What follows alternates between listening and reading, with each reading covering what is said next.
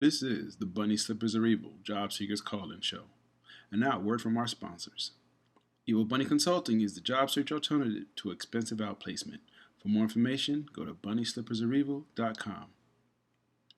Let 3dresumes.net turn your resume into a web page with a customized domain for 12 months for only $30.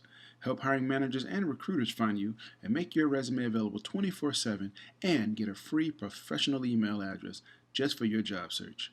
You can see my online resume at tyronegriffin.com, and to get your own, go to 3dresumes.net. If you are thinking or about to look for a job in today's world, you will find a new reality in the job search process. The world has changed. Job search today is much more complicated than 5 years ago. Volumes of resumes, more applicant screening systems, depersonalized applications, panel interviews, team hiring, long, complicated applications, branding and social media. Yes, the world has changed. But have you? Are you still trying yesterday's approach?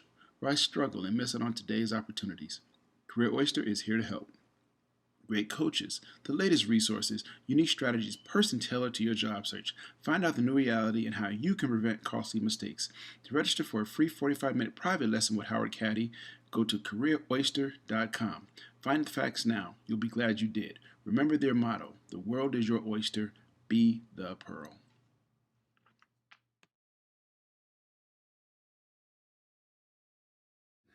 Hello, everybody. I am sorry for the people online listening. Running late. I apologize. But today is Saturday, June 17th, 2017, and this is the Bunny Slippers Are Evil Job Seekers Call-In Show presented by Evil Bunny Consulting.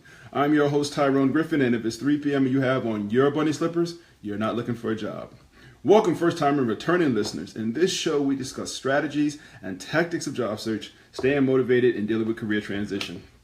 For more tips, resources, daily motivations, and to listen to archived shows, go to the website bunnyslippersareevil.com.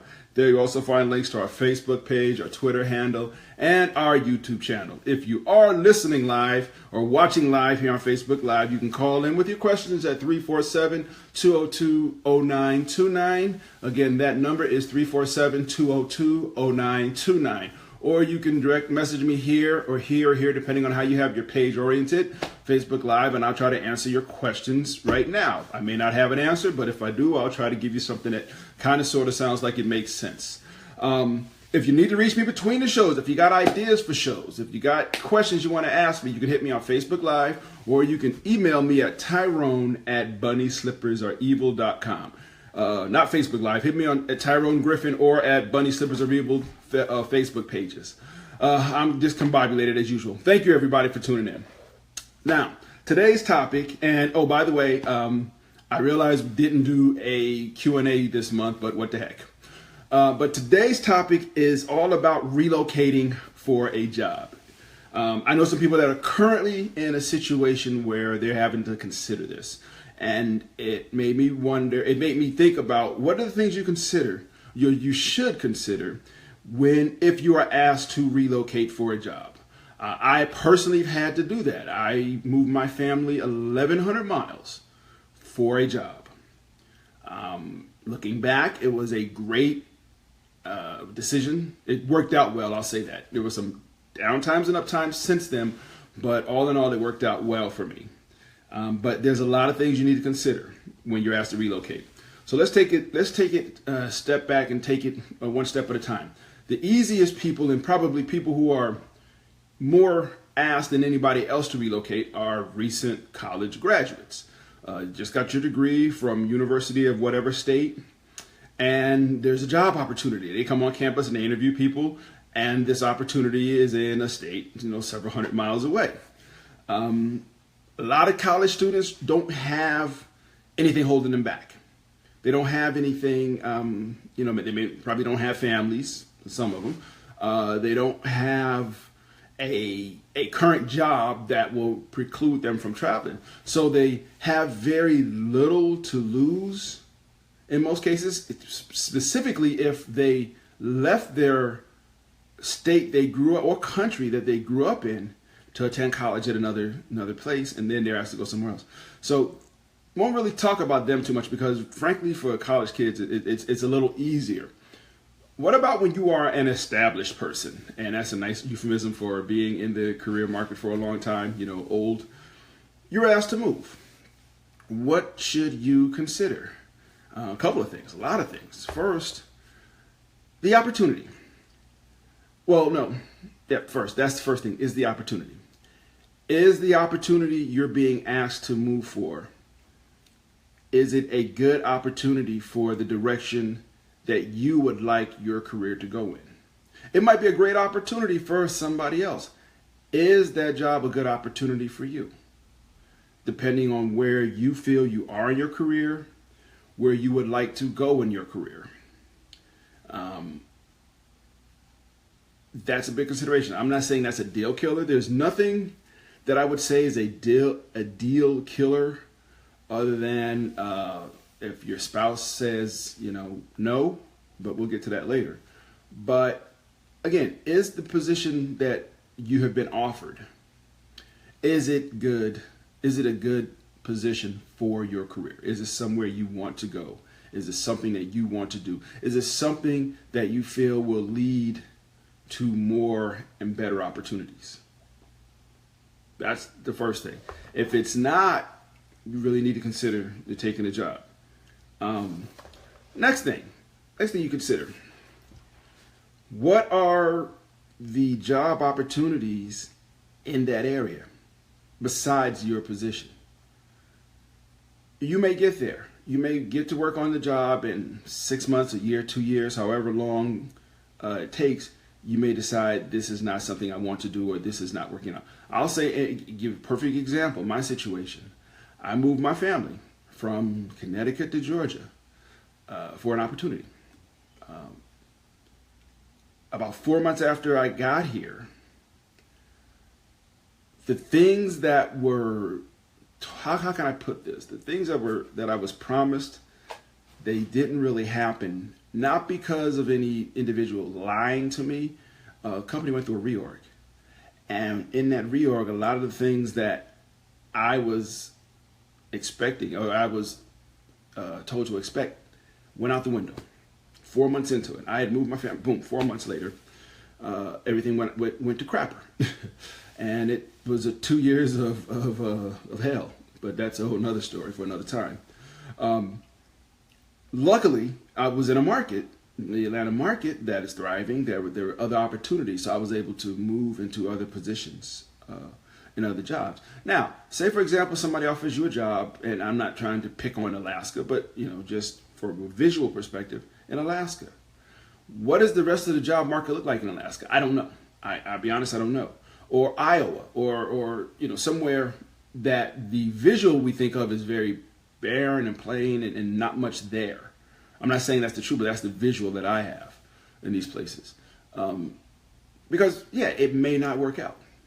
Now, if you have a situation where you've been given guarantees in the position, guaranteed employment for 5 or 10 years or whatever, that may change the equation. But the worst thing in the world is you move someplace and the company goes belly up or whatever, and a year later you're looking for a job and you realize the company you were at was the only company within 500 miles. Only corporation or, large, decent-sized company in many, many, many miles. You got to look at that before you go. Again, I'm not saying that's a deal breaker. I'm just saying,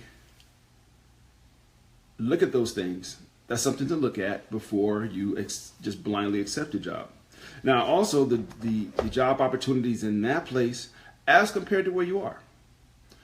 If you are in, and again, I'm not trying to pick on Iowa or Kansas or someplace, a barren place, insert generic barren place here, and you're asked to move to someplace like New York City or Atlanta or Los Angeles or Dallas or Las Vegas or somewhere else that's thriving, Houston, whatever, New Orleans, chances are there are probably more job prospects in the new situation than there are in the old.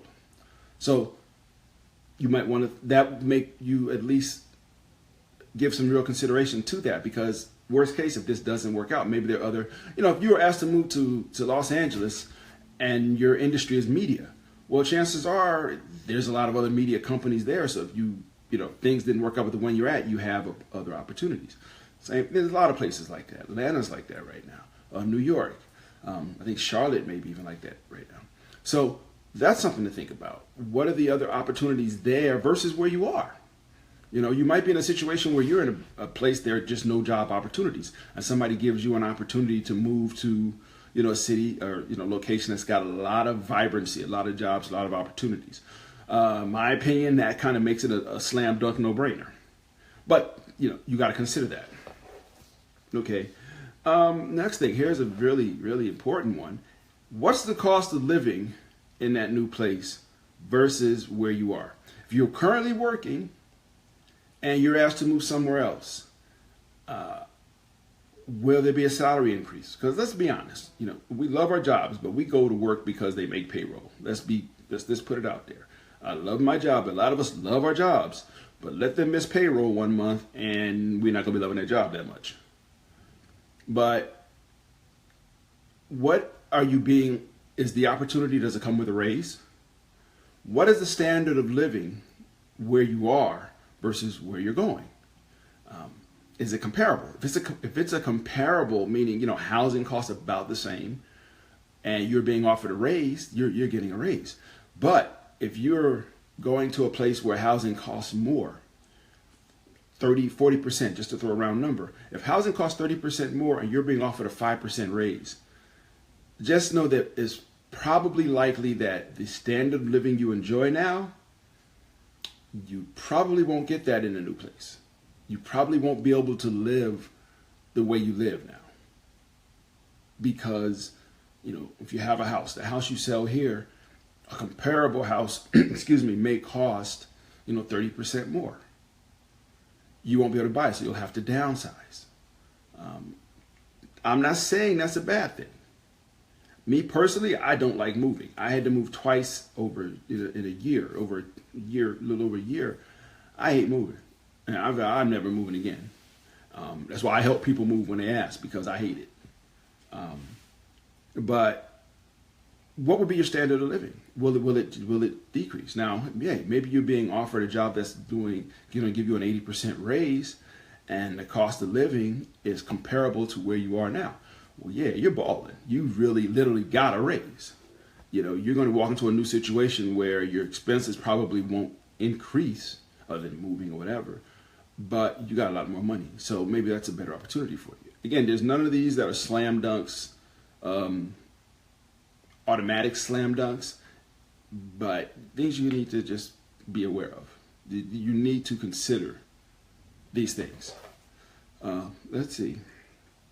Talked about cost of living. We talked about the employment options versus there versus here. I'm not going to harp on that, but I really want to make sure you understand that. Look at the opportunities. You definitely have to be aware of the employment opportunities and not look at the shiny. The shiny in this case is, new job, new titles, new this, new that. Okay, but what if let me back up. I had the pleasure, the honor of speaking at this week at the Steve Harvey Mentoring Camp, and I got to speak to young men about life and things like that. One of the things I told them, the same thing I'm going to tell you, is have a plan B. Always, always, always in life have a plan B. And by plan B, I mean, what if this does not work out? What if this situation you're going for does not work out? What are you going to do? Excuse me. So you need to consider those things up front. You need to look at, again, the vibrancy of that area. Here's a simple test. Ask yourself, had you not been offered this position, would you have considered looking for a position in that area? If the answer is no, that you would not have considered looking for a position in that area had you not been offered this opportunity, you need to think about that, because understand that you're going to a place that you would not have considered had it not been for this opportunity that presented itself. And this is all assuming you have options, where you're not in a situation where you are being told your new job is here, so you can either take this job or separate yourself from the organization. If you have the opportunity to stay where you are, or you have the opportunity to move to this other position, this is the comparison I'm making. But if you wouldn't consider moving to that location, if you wouldn't consider looking for a job in that location, that's a red flag. It's not a deal killer in my opinion, but it is a red flag. And it's something that you definitely need to think about.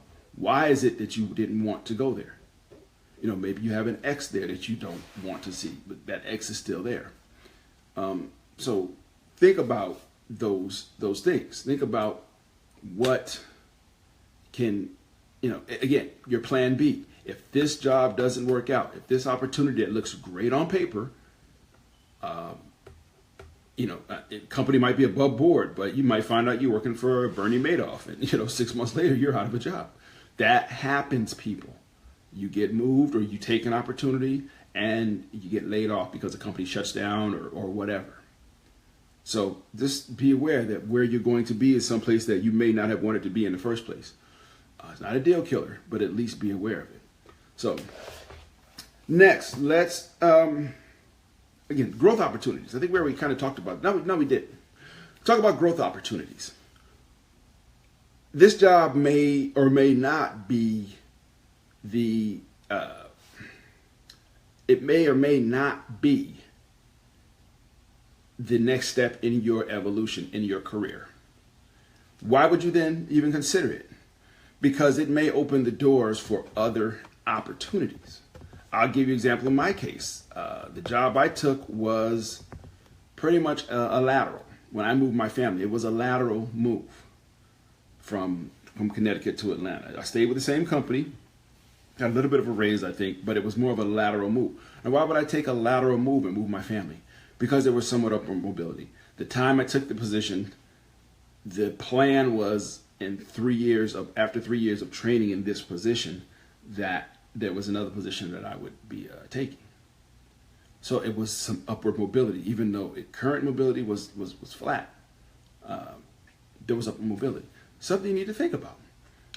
Sometimes you may have to take a step down to take a step up. Okay, you got to take a step back, start over here. A lot of people do that. They move to a new company and they may start at a lower salary. They might start at a lower title. So why would you take it? Well, because I see the growth opportunities here. Now, what are the growth opportunities in this new job versus the growth opportunities in your current job?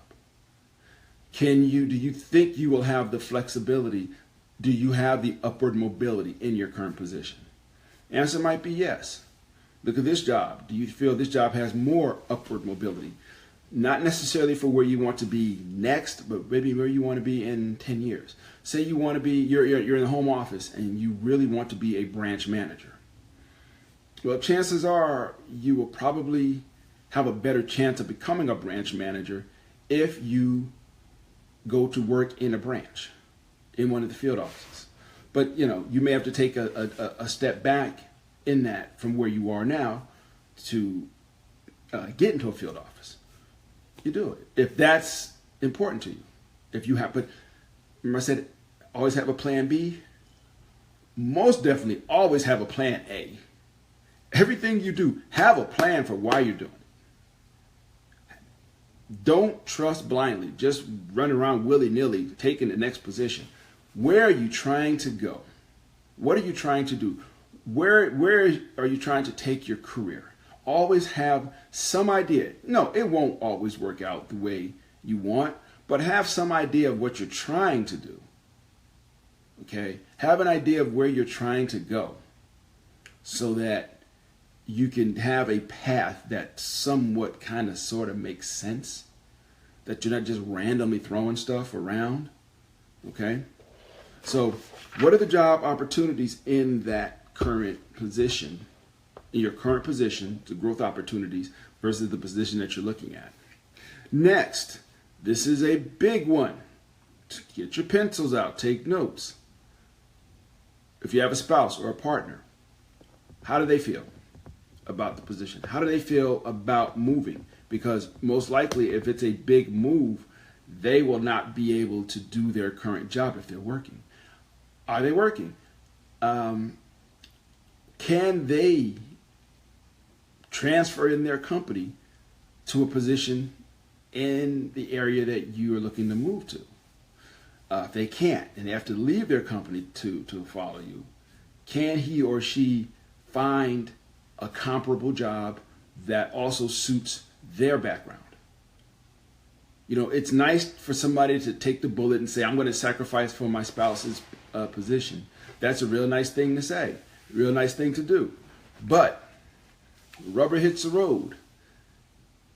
Sacrificing your career for someone else's it can be a very dangerous situation on either side of it, man or woman. It can be dangerous because you sidetrack your own career for the quote greater good of your spouse's career, and that's a real noble thing. But understand, if your spouse is, can't find a job for a while or whatever in the new place, that's an income that you don't have anymore. And right now, if you're both working, you're counting both of your incomes in everything you do. You're living on X dollars, which includes, most people, it includes both of their incomes. Yeah, they're putting a little bit away, but it's not like you're taking one income and putting it all in retirement and living off the other one. Most people aren't doing that. So if you have a spouse or a partner, that person, if you want them to come with you, that person will have to, possibly not have a job, but they have to go find a new job. Can your new job, even if you get a raise, can you support your family on one income? How much of a hit to your standard of living will you take on one income? That's a big reason that sometimes people don't take positions, because their spouse says, no, I can't leave my job. Which becomes a real issue if your job is going away and that's the only thing they have for you, and your spouse says, well, I can't leave my job. It becomes a big issue. So you got to have those conversations. It's not anything wrong if your spouse says they can't move. There's nothing wrong with that. It's just, it is what it is. Okay, so that's a conversation you need to have early, very early, and frankly, very often. You need to have that discussion ongoing in this situation. What is it that your spouse can do, or your partner? Okay, how will it impact them? We talked a little bit about quality of life. What quality of life will you enjoy in the new area versus the quality of life you have in your current area? If you're going from 2 incomes to 1, chances are your quality of life will take a dip. Nothing wrong with that, but that's probably what's going to happen until your spouse or partner can find a new position. So be prepared for that. Okay, be prepared for downsizing before you can upsize. We talked about the cost of living, comparing the cost of living. Parental care. Do your parents live near you? Are they currently taking care of your children? You move 700 miles away, now all of a sudden that free daycare goes away. Okay, they're not driving 700 miles back and forth to take care of you, take care of your kids. That's an expense that now will be added to your bottom line for your family. Okay, so you got to think about that. Is this a position that I can afford? There are times when people can't, just point blank, can't afford to move because everything they have is in place right here. They have a job. Their spouse or partner has a job. Their elderly parents are here. They can take care of their children for free. Okay, which is, a lot of people do that. If you can, your parents are retired, they don't mind looking after their grandkids.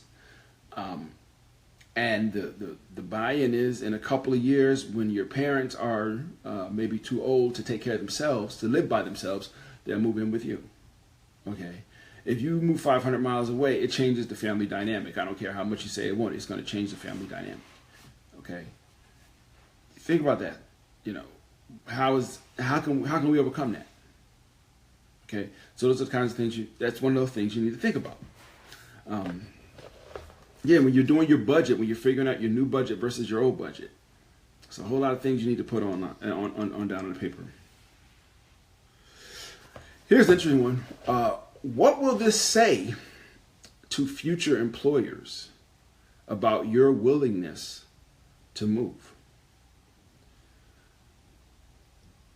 Your resume, and let's be honest, at any point, a lot of what we are doing is trying to make our resume look good for the next opportunity. We're doing a job, we may like our job, but at the end of the day, we need to make sure that our resume looks as good as we can make it. But what if you've moved 5 times into 5 different states and you've taken ever increasing positions with companies all over the place, or within departments in the same company?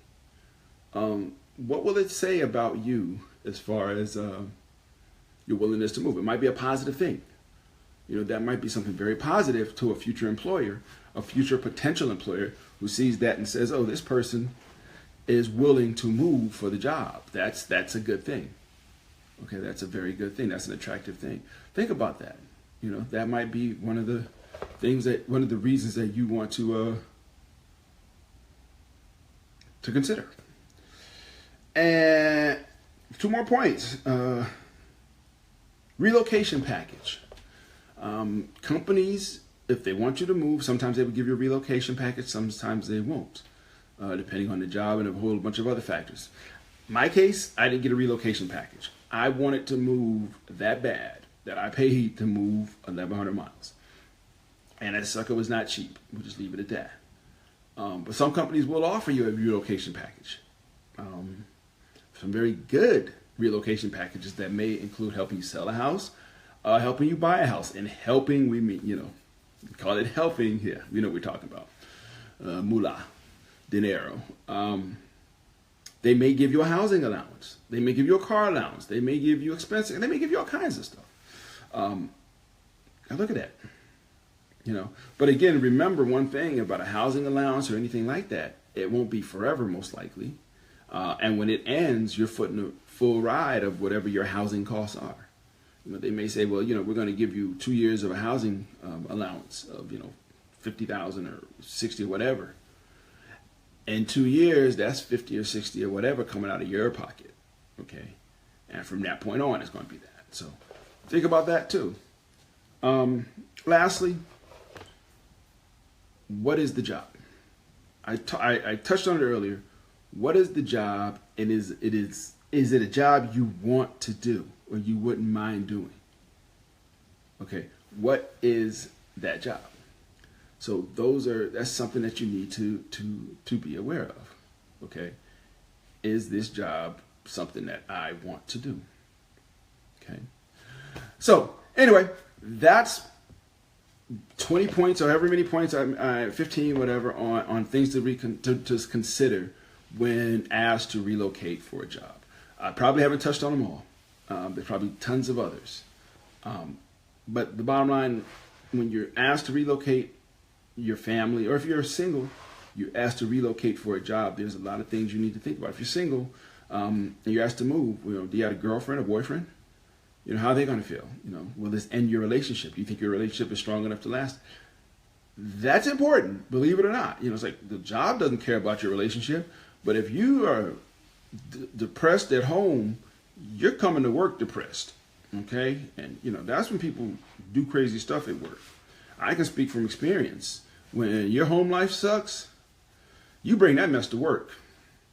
You may not mention it at work, but you bring that mess to work. And that's all there is to it. And it impacts your ability to do your job. So always remember that, Those are the things you need to just think about. So I have done it again. I have talked for a half hour, or a little shorter because I was having some technical difficulties. Thank you, everybody. Again, if you want to find me, you can go to Facebook for Tyrone Griffin, or it's about 1,000 of us, but go to Facebook for Bunny Slippers Are Evil. Go to bunnyslippersarevil.com. Go to my YouTube channel. This thing goes on YouTube. The base video. So anybody listens to audio, you want to see how handsome I really am, go to YouTube. It's there. Probably there by the end of the day. I'll have this video up. My other podcast, The Secret Math of Money, will be next week, and we'll talk about money. If you reach me, again, you can reach me at Tyrone at bunnyslippersarevil.com, or on Facebook if you got questions. about job search or money. I'm not an expert, but I can give you an opinion. And sometimes that opinion is I have no idea what I'm talking about. So, but as always, I want to thank you. Particularly on this podcast. This podcast is about job search. Don't take it lightly. People who are out of work, they're not lazy. They're some of the hardest working people in the world. Believe me. Don't look down on them. If you ever have an opportunity to help somebody, please do so. Do so wholeheartedly. Do so cheerfully, because you never know when you will be in that situation and you will be looking or needing some type of handout. Okay? So with that, everybody, thank you so much for your time. I look forward to talking to you for this podcast in 2 weeks and for Secret Math of Money next week. Everybody else, have a great day, and we will talk again soon. Bye-bye.